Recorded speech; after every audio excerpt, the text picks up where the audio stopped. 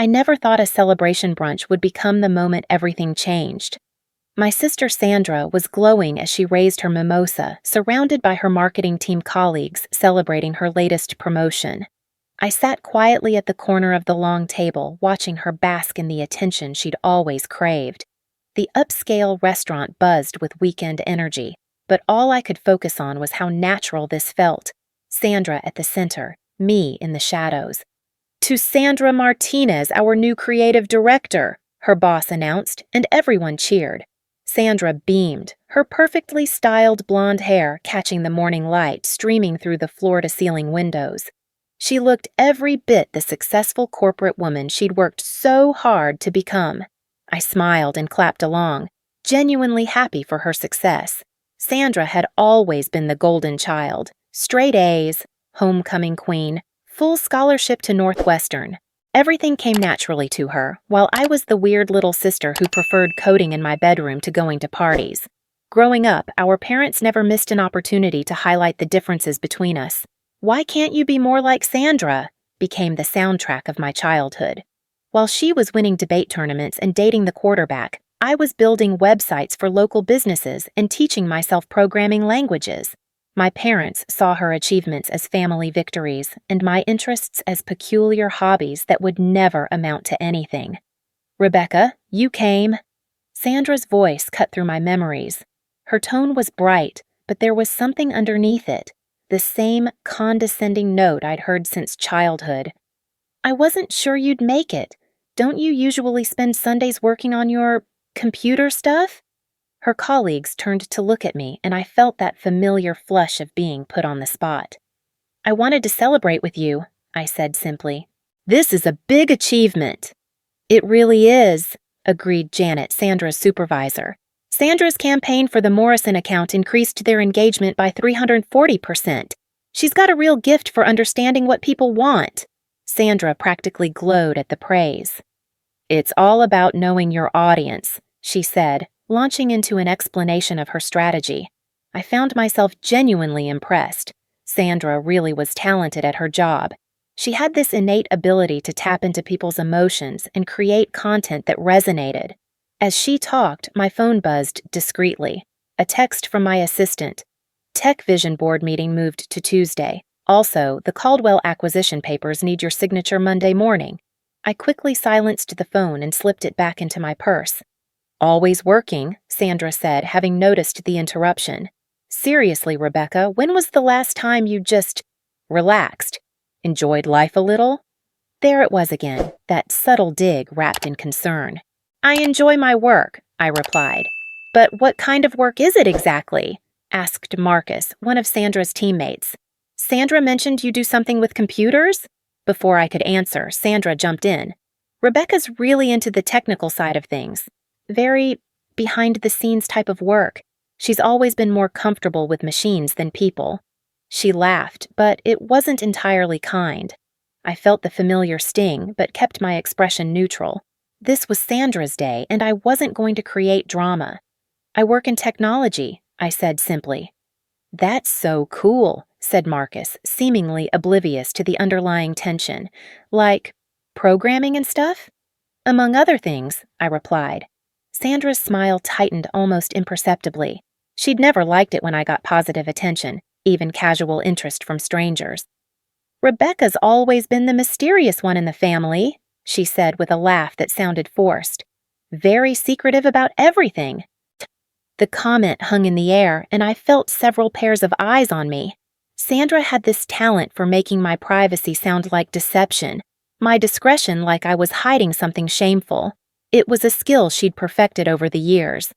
"Well, mystery can be intriguing," Janet said diplomatically, sensing the shift in atmosphere. Sandra's laugh became more genuine, but there was an edge to it now. "Oh, Rebecca's full of mysteries. She's been working on the same big project for years now. Very hush-hush, top secret." Her air quotes were subtle but unmistakable. My chest tightened. This was exactly why I'd stopped sharing details about my work with family. Every achievement became a weapon for later use, every confidence a potential source of mockery. I'd learned to keep my successes private, not out of shame, but out of self-preservation. Some projects take time to develop properly, I said quietly. Of course they do, Sandra agreed, her voice dripping with faux understanding. I'm sure it'll all work out eventually. You just have to be realistic about these things, you know? Not everyone's cut out for the high-pressure corporate world. The table fell quiet. Even her colleagues seemed uncomfortable with the sudden shift in tone. Sandra had crossed a line, and everyone felt it except her. Sandra, Janet said carefully, I'm sure Rebecca's work is important, absolutely, Sandra interrupted, her voice getting louder and more animated. Rebecca's always working on something important, very serious, very technical, very... She gestured vaguely with her mimosa glass. Very, Rebecca. I could feel the eyes of other restaurant patrons turning toward our table. Sandra was creating a scene, and she either didn't notice or didn't care. The confident, professional woman who'd been explaining marketing strategies just minutes ago was morphing into someone else, someone I recognized from countless family gatherings. Maybe we should talk about something else, I suggested gently. Why? Sandra's voice pitched higher. I'm proud of my little sister, always working so hard on her mysterious projects. Never quite ready to share what she's actually accomplished, but always working so hard. The sarcasm was thick enough to cut. Marcus and Janet exchanged uncomfortable glances while the other colleagues suddenly found their phones very interesting. This was familiar territory for me, Sandra building up to something bigger, using public settings to maximize impact. Sandra, I said quietly, you're making your colleagues uncomfortable. Am I? She looked around the table with exaggerated surprise. I'm just talking about my sister, my accomplished, mysterious, always busy sister who never seems to have anything concrete to show for all that hard work. My phone buzzed again, another message I couldn't check without giving Sandra more ammunition. The irony wasn't lost on me. Here I was, being lectured about having nothing to show for my work, while trying to discreetly manage the very empire Sandra didn't know existed. I think everyone's just trying to enjoy brunch, I said, keeping my voice level. Exactly! Sandra slapped the table, making the water glasses jump. Everyone's trying to enjoy themselves, and here you are being all mysterious and antisocial. Just like always. The familiar pattern was emerging. Sandra would push until she got a reaction, then use that reaction to justify escalating further. I'd seen it countless times growing up. The difference was that now we were adults, in public, surrounded by her professional colleagues. I'm not trying to be antisocial, I said. I came here to celebrate your promotion. Did you? Sandra's eyes narrowed. Or did you come here because you can't stand not being included? Because you're still that little girl who follows her big sister around, hoping some of the attention might spill over? The accusation hit like a physical blow. Around us, the restaurant continued its weekend buzz, but our table had become an island of toxic tension. Sandra's colleagues were actively looking away now, clearly wishing they were anywhere else. That's not why I'm here, I said quietly. Isn't it? Sandra leaned forward, her voice dropping to that dangerous register I remembered from childhood fights. You've been sitting there all morning, barely contributing to the conversation, just observing, like you're studying us. It's weird, Rebecca. It's always been weird. I felt the familiar knot forming in my stomach, the same feeling I'd had during countless family dinners where Sandra would systematically dismantle my confidence in front of everyone. But something was different this time. Maybe it was the years of therapy, or maybe it was the perspective that came with actually having built something meaningful. The shame she was trying to inflict wasn't sticking the way it used to. I was listening, I said simply. I was interested in hearing about your work. My work that you could never understand, Sandra shot back. My work that requires actual people skills, actual social intelligence, not just hiding behind a computer screen all day. The cruelty was escalating, and I could see where this was heading. Sandra was building toward her finale, the moment where she would deliver the knockout blow that would leave me humiliated and her feeling victorious. It was a dance we'd performed countless times, but usually in private. Sandra, maybe we should... Janet started to intervene. No, it's fine, Sandra waved her off. Rebecca needs to hear this. She's been living in this fantasy world for too long, thinking she's building something important when really she's just— She gestured dismissively. Just playing around with hobby projects while the rest of us are out here actually making something of ourselves. My phone buzzed a third time. This time, Sandra noticed. There it is again, she said triumphantly. The mysterious phone calls, the important business. God, Rebecca, do you hear yourself? Do you know how pathetic this whole act is? The restaurant noise seemed to fade as Sandra's voice rose. Other diners were definitely staring now, and I could see the mortification on her colleagues' faces. But Sandra was past caring about appearances. She was in full attack mode now, fueled by mimosas and the high of finally having an audience for her long-standing resentments. You want to know what I think? She continued, her voice carrying across the restaurant. I think you make up these important phone calls and mysterious projects because you can't stand that I'm actually successful. You can't stand that I have a real career, real achievements, real recognition. Each word was carefully chosen to inflict maximum damage. This wasn't spontaneous anger. This was calculated cruelty, the kind Sandra specialized in. She knew exactly where my insecurities lived because she'd helped create them. I think that's enough, I said, starting to stand. Running away again? Sandra laughed bitterly. That's your solution to everything, isn't it? When reality gets too uncomfortable, just retreat to your little computer cave and pretend you're working on something that matters. I was fully standing now, my napkin placed carefully beside my untouched plate. The entire restaurant seemed to be holding its breath, waiting to see how this public family drama would resolve. Get a life! Sandra suddenly exploded, her voice echoing off the restaurant's exposed brick walls. Stop clinging to successful people and get your own life! The silence that followed was deafening. Every conversation in the restaurant had stopped. Servers paused mid-step. Even the kitchen noise seemed muted. Sandra's colleagues looked like they wanted to disappear into their chairs. But I just smiled. It wasn't a bitter smile or a sarcastic one. It was genuine, almost relieved. Because in that moment, everything became crystal clear. The years of walking on eggshells, of minimizing my own achievements to avoid triggering Sandra's insecurities, of accepting emotional abuse disguised as family dynamics, it all crystallized into a moment of perfect clarity.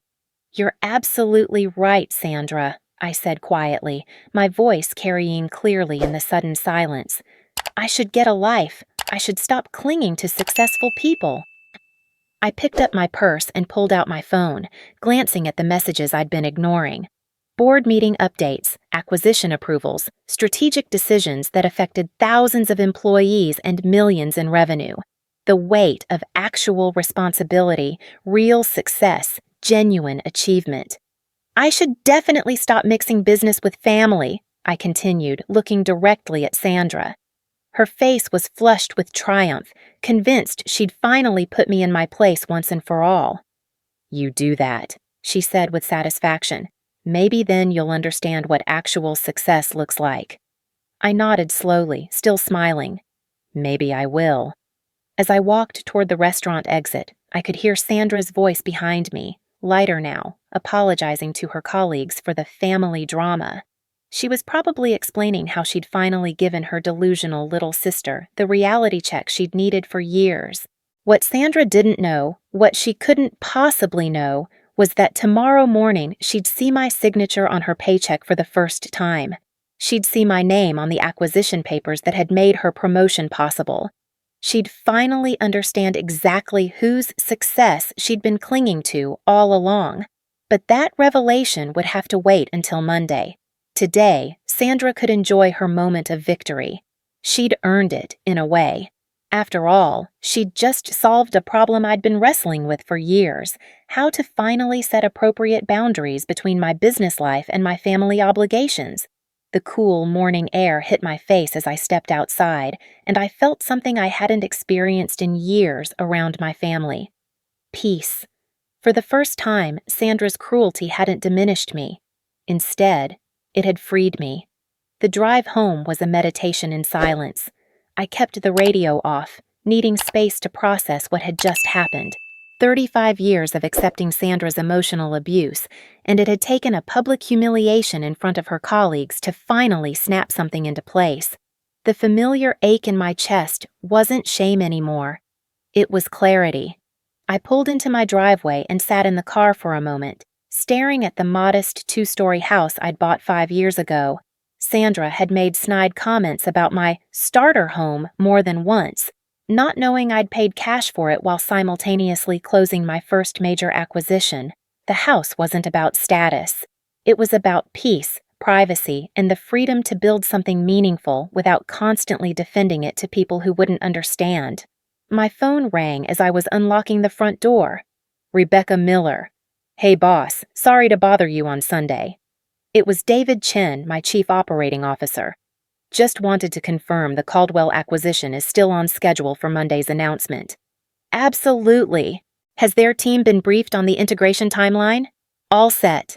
Their marketing division should transition smoothly into our subsidiary structure. Minimal disruption to their current operations." I paused, keys still in my hand. "David, remind me, what's the name of the marketing firm we acquired as part of the Caldwell package?" "Martinez Creative Solutions. Mid-sized agency, about 40 employees. Strong client portfolio, solid leadership team." "Why?" My stomach dropped. "Just checking on something. Thanks, David." "No problem. See you at the board meeting Tuesday."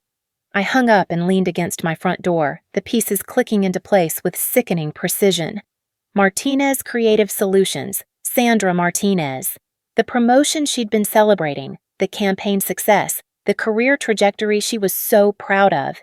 It was all connected to my company. For 3 years, I'd been indirectly signing her paychecks without either of us knowing it. Inside, I went straight to my home office and pulled up the acquisition files on my laptop. There it was, clear as day. Martinez Creative Solutions, founded by Elena Martinez, Sandra's married name from her brief first marriage. She'd kept the name for professional purposes even after the divorce. The company had been struggling before we acquired them through our subsidiary structure, bleeding talent and losing clients. Our investment and resource integration had turned them around completely. I scrolled through the employee roster and found her, Sandra Martinez, Senior Creative Director as of last month. Her promotion had come through our performance review process, recommended by the interim management team we'd installed. Sandra's natural talent and instinct for what people want had flourished under our corporate structure, with access to better resources, training programs, and strategic guidance. The irony was almost too perfect to be real. While Sandra had spent years mocking my hobby projects and fantasy career, she'd been building her success on the foundation I'd created. Every accolade, every promotion, every moment of professional triumph she'd experienced in the past 3 years had been made possible by the company I'd built from nothing. I sat back in my chair, remembering the countless family gatherings where Sandra had lectured me about real success and actual achievements. The Christmas dinner where she'd brought her latest boyfriend and spent the evening detailing her campaign victories while I sat quietly, not mentioning that I'd just closed a deal that would fund her entire department for the next 2 years. The Easter brunch where she'd jokingly suggested I should consider getting a normal job with benefits and stability.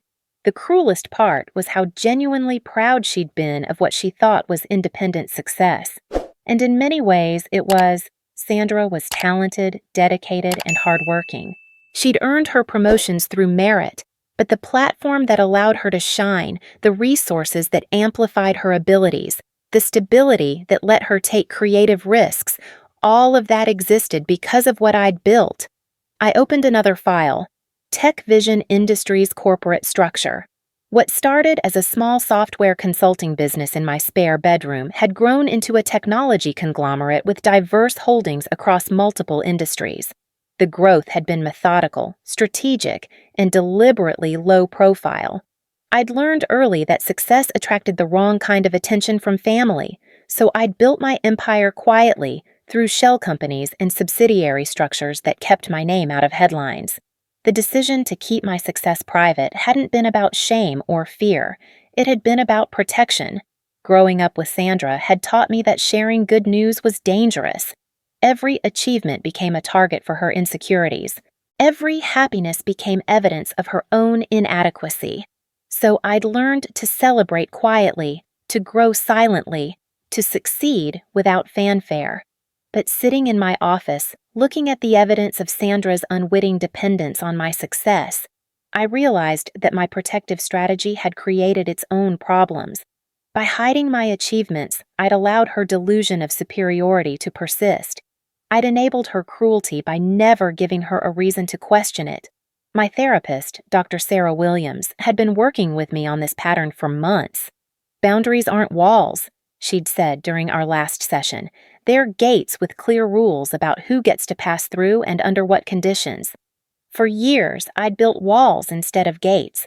I'd protected my success by hiding it completely rather than sharing it selectively with appropriate boundaries. The result was that people like Sandra felt free to attack what they couldn't see, to diminish what they didn't understand.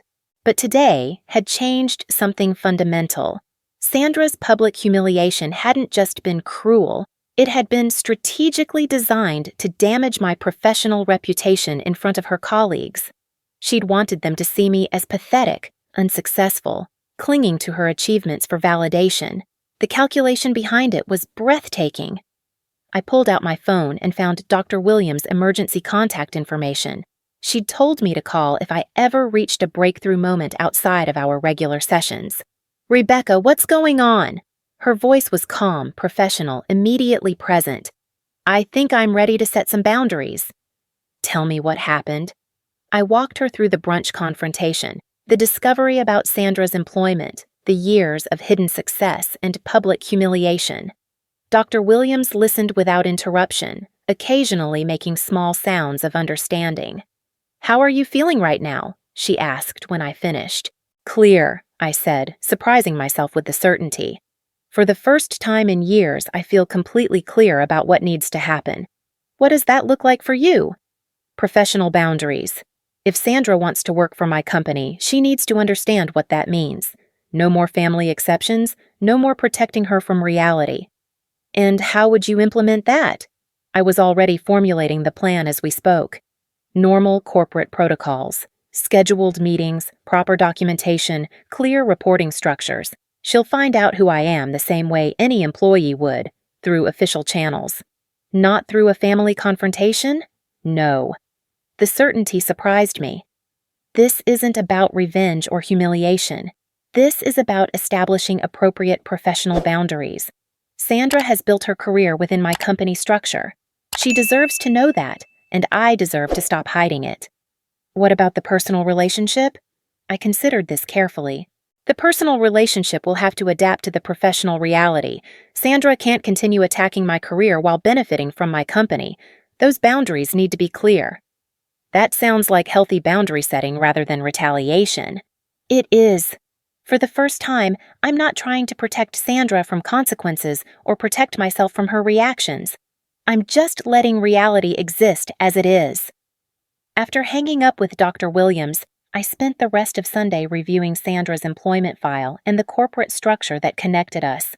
Martinez Creative Solutions operated with significant autonomy, but ultimate authority flowed through our subsidiary chain back to TechVision Industries, back to me.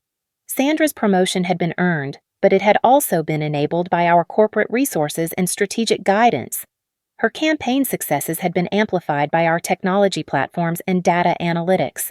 Her professional growth had been supported by our training programs and management development initiatives. She wasn't a fraud, she was a talented professional who had unknowingly built her career within the ecosystem I'd created. But she was also someone who had spent years systematically undermining my confidence while benefiting from my success. That contradiction needed to be resolved. Monday morning arrived with the crisp efficiency I'd always appreciated about corporate life. Clear schedules, defined objectives, measurable outcomes. I dressed carefully, my usual professional attire, nothing dramatic or different. This wasn't about making a statement. It was about establishing clarity. David Chen was already in the office when I arrived at 7:30, reviewing the final paperwork for the Caldwell integration announcement. "Morning, Rebecca. Everything ready for the subsidiary briefings?" "Almost. I need to schedule a meeting with the Martinez creative team this afternoon." "Integration planning session." David nodded, making notes on his tablet. "Should I set it up through their interim management, or do you want to handle it directly?" "Directly. I think it's time for a more hands-on approach with this particular subsidiary." "Got it. Conference room preference?" I thought about this carefully. The large boardroom would be too intimidating, too much like a tribunal. One of the smaller meeting rooms would be too informal for what I needed to communicate. "Executive conference room on the 15th floor. Professional but not overwhelming." "I'll have Marissa coordinate with their team. Anything specific you want on the agenda?" "Corporate structure overview, reporting hierarchies, long-term strategic vision, standard integration briefing." David looked up from his tablet. "Everything okay? You seem different today." I smiled, remembering Dr. Williams' words about boundaries being gates rather than walls. Just ready to be more visible in the company I've built. The morning passed in its usual rhythm of strategic meetings and operational decisions. TechVision had grown large enough that most days I could focus on high-level vision rather than tactical execution. But today felt different, sharper, more intentional. Every decision felt like it was building toward the afternoon meeting that would finally align my personal and professional realities. At 11:30, Marissa knocked on my office door. "The Martinez creative team confirmed for 2 o'clock, 5 attendees including Sandra Martinez." "Perfect. Has anyone mentioned who they'll be meeting with?" "Just that it's an integration planning session with TechVision leadership, standard protocol for acquired subsidiaries." I nodded. Sandra would walk into that conference room expecting a routine corporate meeting, possibly feeling slightly annoyed at having to deal with the parent company bureaucracy. She'd be thinking about her weekend triumph, her successful public demolition of her delusional little sister who thought she was building something important. The irony was almost poetic. At 1:45, I gathered my materials and headed to the executive conference room. The space was designed to be impressive but not intimidating. Floor-to-ceiling windows overlooking downtown, a polished oak table that could seat 12, and subtle technology integration that spoke to our company's innovation focus. I chose my seat carefully, at the head of the table, with my back to the windows so the afternoon light wouldn't silhouette me dramatically when Sandra walked in. This wasn't about theater, it was about clarity. At exactly 2 o'clock, Marissa escorted the Martinez creative team into the conference room. Sandra walked in with her usual confidence, dressed in her signature style, professionally sharp with just enough personality to stand out. She was scanning the room, probably trying to assess the corporate hierarchy and position herself advantageously.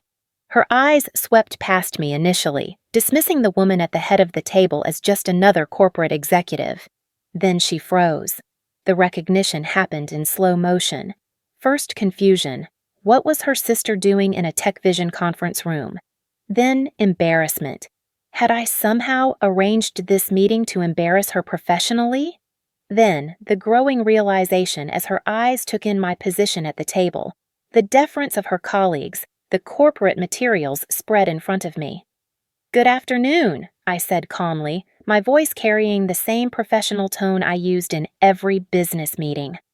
"Please, have a seat. I'm Rebecca Miller, CEO of TechVision Industries." The silence that followed was profound. Sandra's colleagues settled into their chairs, pulling out tablets and notebooks, ready for a standard corporate briefing. But Sandra remained standing, her face cycling through emotions too quickly to process. "I'd like to begin by welcoming Martinez Creative Solutions to the TechVision family," I continued, maintaining eye contact with the group while Sandra struggled to compose herself. "Your agency has shown exceptional growth and innovation over the past 3 years, and we're excited about the strategic opportunities ahead." Janet, Sandra's supervisor, smiled professionally. "Thank you, Ms. Miller. We're excited to be part of the TechVision ecosystem. The integration process will be gradual and supportive," I explained, opening the presentation folder. "We believe in maintaining the creative independence that has made Martinez Creative successful while providing access to enhanced resources and strategic guidance. Sandra finally sat down, her movements mechanical and careful. I could see her trying to process the implications. How long had I been her ultimate boss? How much did I know about her work? How had this happened without her knowledge? As part of this integration, I wanted to personally review our corporate structure and reporting hierarchies, I continued. TechVision Industries has grown through strategic acquisitions and partnerships, creating a network of specialized subsidiaries that maintain operational independence while benefiting from shared resources. I pulled up the organizational chart on the conference room display. The chain was clear. TechVision Industries at the top, flowing down through holding companies and investment vehicles to Martinez Creative Solutions. Sandra's name appeared in the lower portion, her position and reporting structure clearly defined within the corporate hierarchy. Over the past 3 years, TechVision's investment in Martinez Creative has enabled significant growth, I said, clicking through the performance metrics. Revenue has increased by 240%, client retention has improved to 94%, and employee satisfaction scores have reached industry-leading levels. The numbers told the story Sandra couldn't yet accept. Her professional success, her promotion, her ability to develop innovative campaigns, all of it had been enabled by resources and support that ultimately traced back to my company. Every promotion you've received in the past 3 years, I said, making direct eye contact with Sandra for the first time since she'd entered the room, has been approved through our performance review processes. Every campaign budget you've managed has been allocated through our financial planning systems. Every paycheck you've deposited has carried my signature as CEO. Sandra's face had gone pale. Her colleagues were beginning to sense the undercurrent in the room, the personal tension beneath the corporate presentation. I want to be absolutely clear, I continued, my voice steady and professional, that these achievements reflect your genuine talent and dedication.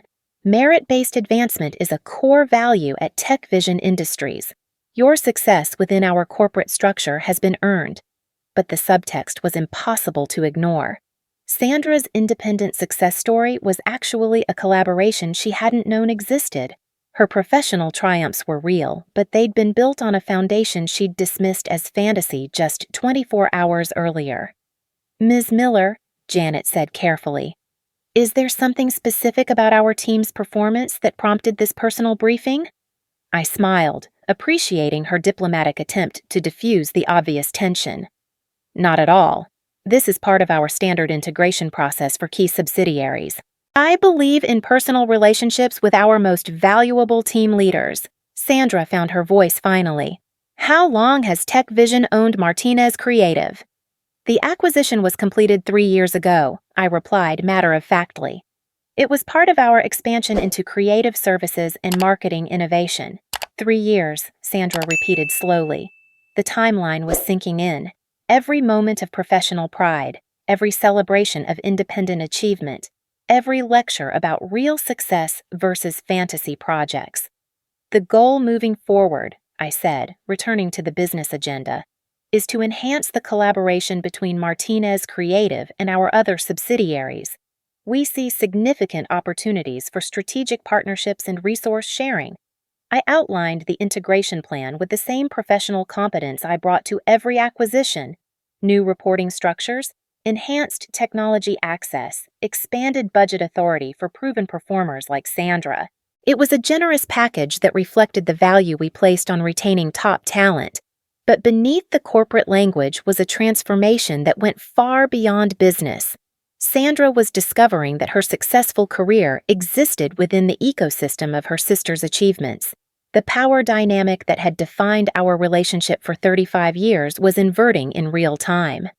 Are there any questions about the organizational structure or reporting hierarchies? I asked as the presentation concluded. Sandra's colleagues asked standard questions about benefits, project timelines, and client relationship management. Professional concerns from people who didn't understand they were witnessing the resolution of a lifelong family drama disguised as a corporate briefing. Sandra said nothing. As the meeting concluded and her colleagues gathered their materials, I made one final statement. I appreciate everyone's professionalism and dedication, Martinez Creative's integration into Tech Vision represents the kind of strategic partnership that benefits everyone involved. Sandra lingered as her colleagues filed out, clearly struggling with whether to address the personal implications privately or maintain professional distance. "Sandra," I said calmly, "you're welcome to stay and discuss any concerns about the integration process." She remained seated as the conference room emptied, her hands folded carefully on the table. When the door closed behind the last colleague, the professional facade cracked slightly. "How long have you known?" she asked quietly. "About your employment? Since yesterday afternoon." I gathered my presentation materials with deliberate calm. "About your talent and dedication to your work? Since the quarterly reviews started crossing my desk 3 years ago." "You've been reading my performance reviews? I read all senior staff evaluations within our subsidiary companies. Your growth has been impressive." Sandra's voice was barely above a whisper. "All this time, you've been my boss." "Ultimately, yes, though you've been working within a management structure that provided appropriate autonomy and professional development opportunities." She looked up at me with an expression I'd never seen before. Not anger or resentment, but something closer to recognition. "You let me think I was succeeding on my own." "You were succeeding on your own, within a supportive corporate structure that recognized and rewarded your abilities." "But you never told me." I set down my materials and really looked at her. "Sandra, when in our entire relationship have you ever wanted to hear about my professional achievements? When have you ever asked about my work without turning it into a competition or a platform for criticism?" She had no answer for that. "Yesterday you told me to get a life and stop clinging to successful people," I continued. "Today, you're discovering that your successful career has been built within the company I created. The question isn't why I didn't tell you, it's what we do with this information now." Sandra stared at the organizational chart still displayed on the conference room screen, her name positioned clearly within the corporate hierarchy beneath mine. "What happens now?" she asked finally. "Now we establish appropriate boundaries between our personal and professional relationships," I said. "You continue being excellent at your job, and I continue providing the strategic leadership that has made your success possible. The difference is that we both understand the reality of the situation." "And if I can't handle working for you?" The question hung in the air between us. It was the same choice I'd been grappling with for years: maintain the fiction that protected Sandra's ego, or insist on a reality that served everyone better. "That's your decision to make," I said simply. "But I hope you'll choose to stay. Martinez Creative has become something remarkable under our corporate structure, and your contribution to that success has been significant." Sandra nodded slowly, still processing the magnitude of what she'd learned. The sister she'd spent years dismissing as unsuccessful and delusional was actually the architect of the professional world she'd thrived in. "I need time to think about this," she said finally. "Of course, take all the time you need." As Sandra gathered her things and headed for the door, she paused without turning around. "Rebecca?" "Yes?" "I'm sorry about yesterday, about what I said at brunch." I watched her shoulders tense as she waited for my response. For 35 years, this moment had been building, the opportunity to either devastate her the way she'd devastated me, or choose a different path entirely. "Yesterday helped me realize that we needed clearer boundaries," I said. In a way, it was exactly what we both needed. Sandra left without another word, and I remained in the conference room for several minutes, watching the city through the floor-to-ceiling windows. The power dynamic that had shaped our entire relationship had just shifted permanently, but instead of feeling triumphant, I felt something unexpected: peace. For the first time in our lives, Sandra and I were operating from the same reality. The secrets were gone, the illusions dispelled. Whatever happened next would be built on truth rather than the carefully maintained fiction that had protected her ego at the expense of my authenticity. I gathered my materials and headed back to my office, where David was waiting with updates on the Caldwell acquisition and strategic planning documents for next quarter. The business of building and running a successful company continued, but now, without the exhausting double life I'd been maintaining, my phone buzzed with a text from Dr. Williams. "How did it go?" I typed back, Boundaries established, reality restored, moving forward. Proud of you, came her immediate reply. As I settled into the afternoon's work, I realized that Sandra's cruel question from the brunch had been answered definitively. She demanded to know when I was going to get a life and stop clinging to successful people. Now she knew. I'd been living my life and building my success all along. The only question was whether she could accept being part of it on honest terms. The transformation was complete. After 35 years of hiding my achievements to protect Sandra's feelings, I was finally free to exist fully in the world I'd created. Whatever happened next would be her choice to make,